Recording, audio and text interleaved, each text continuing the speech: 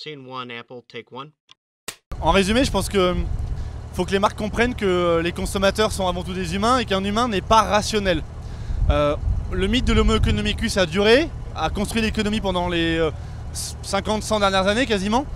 Mais en fait, l'homme en tant que consommateur n'a rien de rationnel. Partant de là, comme il n'est pas rationnel, il faut jouer sur la corde émotionnelle. Il y a des marques qui arrivent très bien, comme Apple, comme les cartes de visite Mou, comme Virgin. Elles jouent sur le ressort émotionnel. Elles parlent au cerveau émotionnel, elles parlent au cœur, elles parlent aux tripes. Et du coup, elles gagnent un engagement client. Et à côté de ça, il existe des façons simples, quasiment, de créer des émotions, comme par exemple under-promise et over-deliver, qui permet de générer de la confiance systématiquement. Comme par exemple, porter attention à des détails qui sont ignorés par d'autres et qui vont donner une attention au consommateur qui va se sentir valorisé, qui va sourire, rire, qui va être surpris. Et tout ça, ça va faire des marqueurs émotionnels qui vont faire que la marque, c'est plus le prix qui sera important, mais c'est ce qu'elle fait ressentir.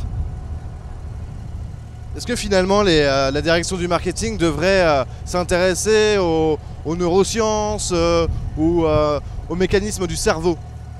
Ah, complètement. Alors, je suis pas un expert des neurosciences et du mécanisme du cerveau, mais on l'a vu dans la conférence, le cerveau limbique détermine a priori les émotions avant que le néocortex les rationalise. Partant de là, il serait intéressant de regarder qu'est-ce qui se joue au niveau du cerveau primaire, du cerveau limbique, dans une prise de décision d'achat ou de préférence pour telle ou telle marque.